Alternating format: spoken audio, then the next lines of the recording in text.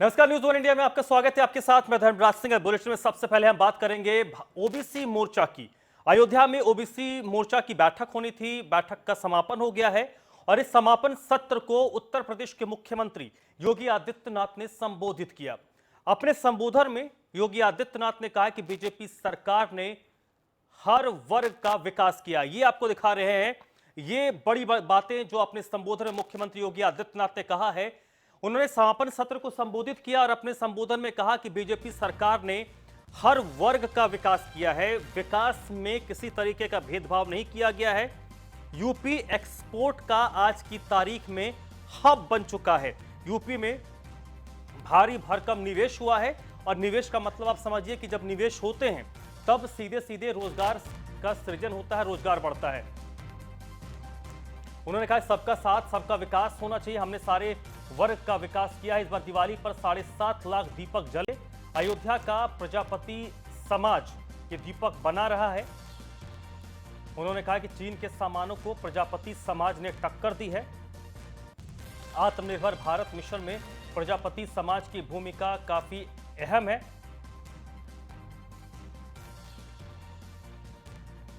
और ये जो तस्वीर आप देख रहे हैं, ये जब वो रामलला के दर्शन करने के लिए गए थे मुख्यमंत्री योगी आदित्यनाथ, उस वक्त की ये तस्वीर है। और मुख्यमंत्री योगी आदित्यनाथ जब भी अयोध्या जाते हैं तो रामलला के दर्शन जरूर करते हैं। और ये जो तस्वीर है वो उस वक्त की है जब अयोध्या पहुंचे और रामलला के उन्होंने दर्शन किए, पूजन की, रामलला की आरती उतारी। और मुख्यमंत्री योगी आदित्यनाथ ने उस मिथ को तोड़ा है जिसमें उत्तर प्रदेश के जो सियासतदान होते हैं, जो मुख्यमंत्री होते थे, वो अयोध्या से परहेज करते थे। लेकिन तकरीबन 2 दर्जन से ज्यादा दफे मुख्यमंत्री योगी आदित्यनाथ अयोध्या जा चुके हैं। आज भी जब वो अयोध्या गए तो अयोध्या में बाकायदा उन्होंने हनुमानगढ़ी के दर्शन किए, रामलला के दर्शन किए। ओबीसी मोर्चा की बैठक में उनको शिरकत करनी थी, लेकिन ओबीसी मोर्चा की बैठक में शिरकत करने से पहले उन्होंने हनुमानगढ़ी जाकर प्रभु के दर्शन किए, उनकी आरती उतारी, रामलला की आरती उतारी।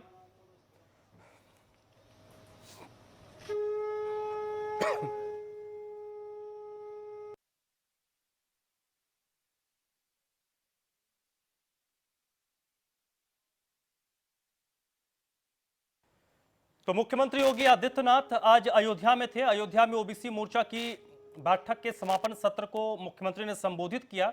और जैसा कि मुख्यमंत्री हर बार अयोध्या जाते हैं तो रामलला के दर्शन जरूर करते हैं, रामलला की आरती उतारते हैं। तो इस बार भी वो हनुमानगढ़ी गए, रामलला के दर्शन के लिए गए।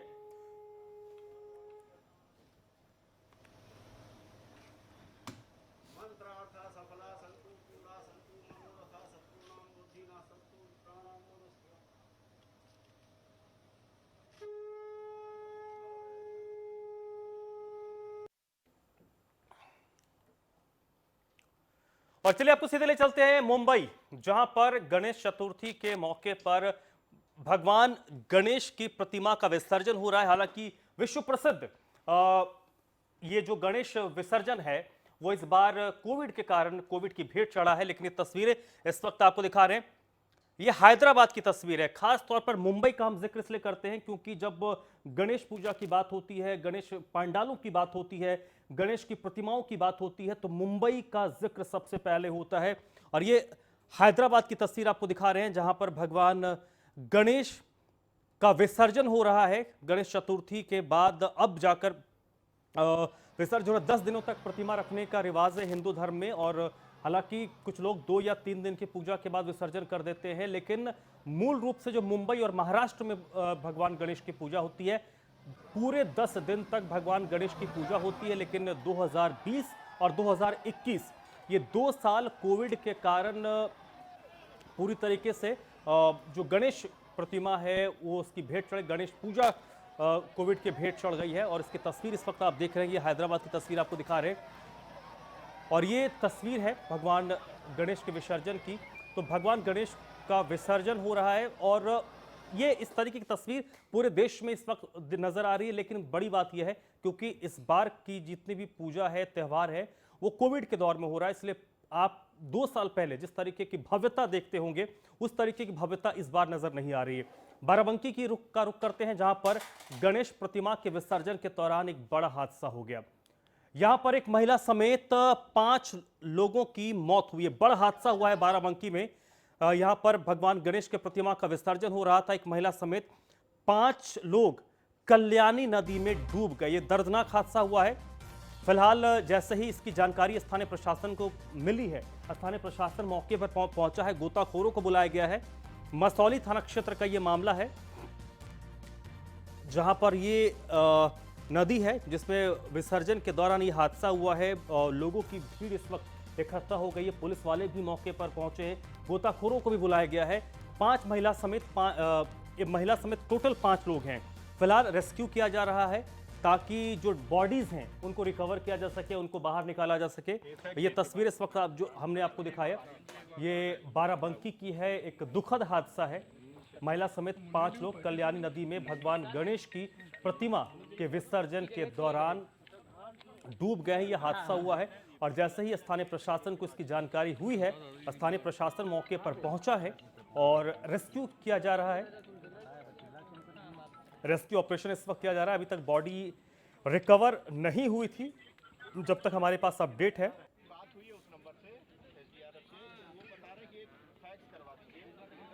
बाराबंकी में यह दर्दनाक हादसा हुआ है।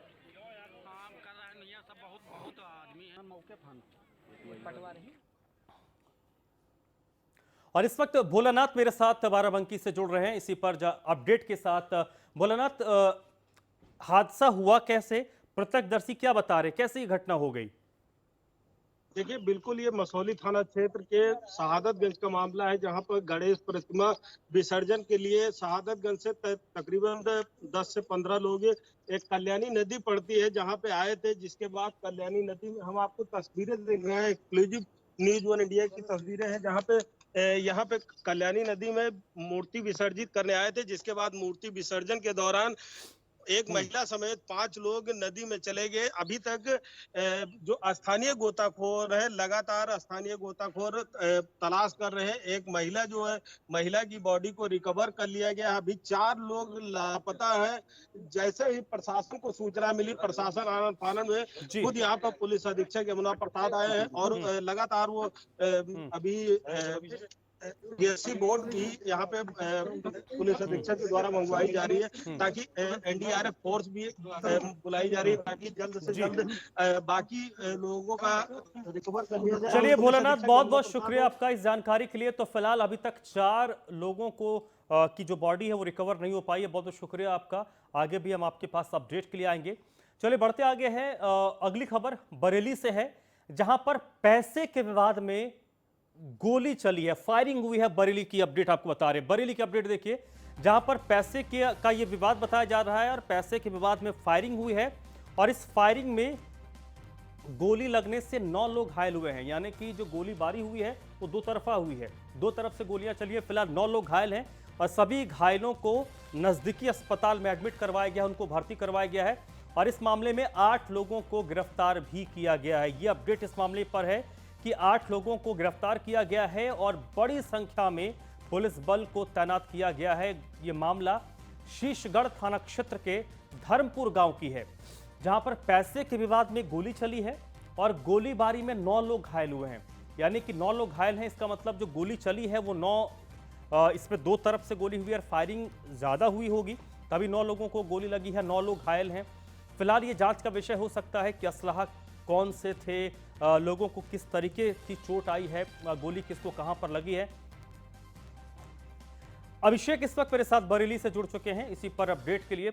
अभिषेक, क्या ये जो पूरा विवाद था सिर्फ पैसा का ही मामला था या इसके पीछे कुछ और भी थ्योरी है? जी, आपको बता दें, ये पूरा मामला जो है थाना शीशगढ़ क्षेत्र के धर्मपुर गांव का है। ये आपसी पारिवारिक विवाद था, जिसमें चावल का मामूली से 3,000 रुपए का लेन देन था, जिसको लेके ममेरे भाइयों और फुफेरे भाइयों में विवाद हुआ और वहां पर गोलीबारी हुई। इस गोलीबारी में 9 लोग छर्रे लगने से घायल हो गए हैं। वहीं सूचना पर पहुंची पुलिस ने 8 लोगों को हिरासत में ले लिया है। हेलो। और इस मामले में जो घायल है उनकी कंडीशन कैसी है? जी, मैं आपको बताना चाहूंगा, निजी अस्पताल में सभी को भर्ती कराया गया है। वहां पर अभी फिलहाल कुछ लोग गंभीर रूप से घायल हैं, कुछ लोगों को मामूली चोटें आई हुई हैं। फिलहाल सभी का निजी अस्पताल में इलाज चल रहा है। वहीं पर गांव में भारी पुलिस बल लगा दिया गया। चलिए अभिषेक, बहुत बहुत शुक्रिया आपका इस जानकारी के लिए। धन्यवाद। अगली खबर बुलंदशहर की है, जहां पर जिला कारागार में राष्ट्रीय तंबाकू नियंत्रण कार्यक्रम के अंतर्गत जिला स्वास्थ्य समिति के तत्वाधान में जिला मजिस्ट्रेट और मुख्य चिकित्सा अधिकारी के निर्देशन में जागरूकता अभियान कार्यक्रम आयोजित किया गया, जिसमें विशेषज्ञों की टीम ने बंदियों को तंबाकू सेवन के दुष्प्रभाव के बारे में जानकारी दी और तंबाकू का सेवन नहीं करने की सलाह दी है। साथ ही बंदियों को तंबाकू सेवन छोड़ने के लिए दवाइयां भी दी गई। कार्यक्रम में जेल अधीक्षक मौजूद रहे और मूल रूप से इसमें जागरूक किया गया कैदियों को कि कैसे वो तंबाकू और तंबाकू निर्मित चीजों से दूर रहें।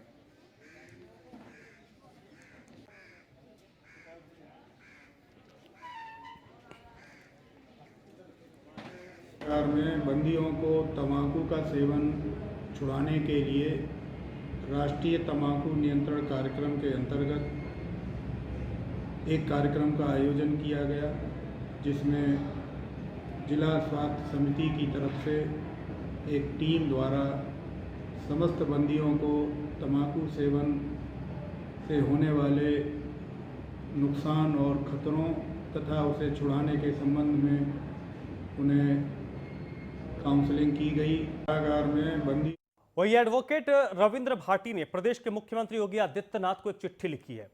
पत्र में शमशान का रास्ता बनाने की मांग की गई है। ये चिट्ठी आपको दिखा रहे हैं जो एडवोकेट साहब ने लिखी है। एडवोकेट रविंद्र भाटी का कहना है कि समस्या को लेकर ग्रेटर नोएडा प्राधिकरण को अवगत कराया गया, लेकिन अब तक समस्या का समाधान नहीं किया गया। अधिकारियों ने कई बार गांव का दौरा किया और केवल औपचारिकता की है। जब गांव में 27 से ज्यादा लोगों की कोरोना के कारण मौत हो गई थी, उस वक्त भी शमशान के रास्ते की मांग की गई, लेकिन अधिकारियों ने केवल औपचारिकता ही की है। उन्होंने जल्द इस समस्या के समाधान की भी मांग की है।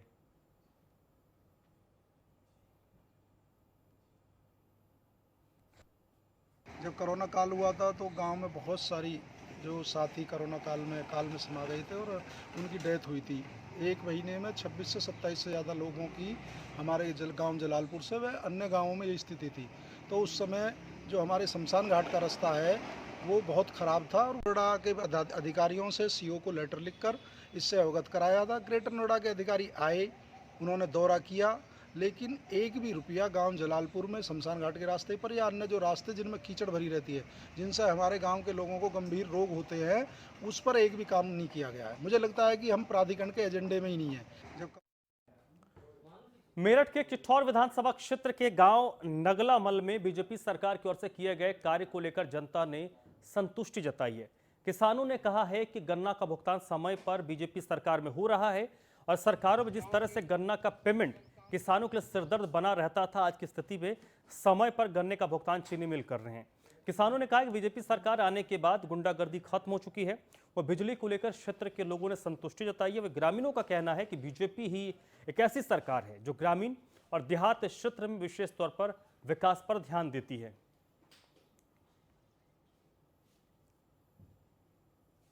देखिए, गांव में शाम का समय ऐसा होता है कि जिस समय जनता बैठ करके चुनाव को लेकर के अनेक मुद्दों पर बातें करती है।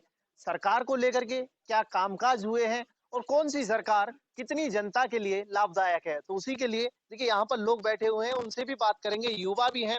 क्या नाम है चाचा आपका? शिव कुमार तोमर। शिव कुमार तोमर जी, अगर क्षेत्र के विकास की बात की जाए तो क्या वास्तव में हुआ है? हाँ, विकास हुआ है। कितने संतुष्ट है?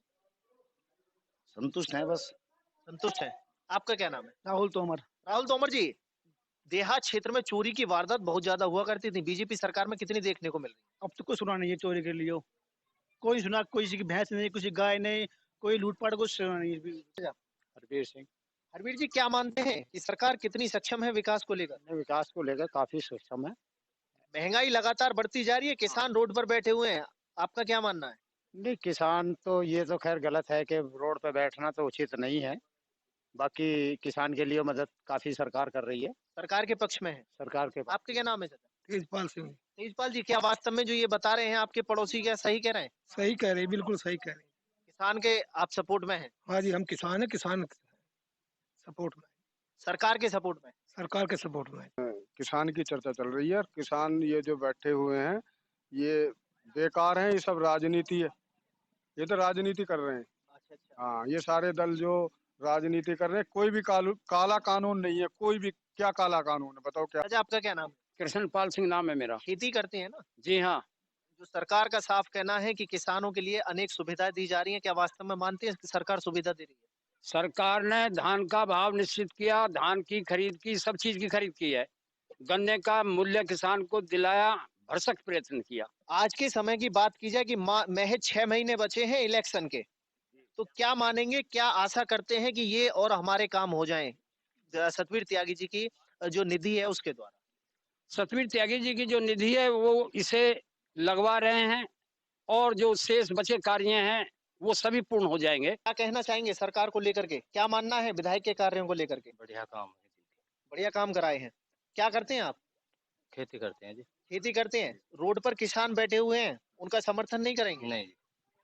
सरकार का समर्थन हाँ करेंगे? जी। तो फिलहाल इस बुलेटिन में अभी बस इतना ही।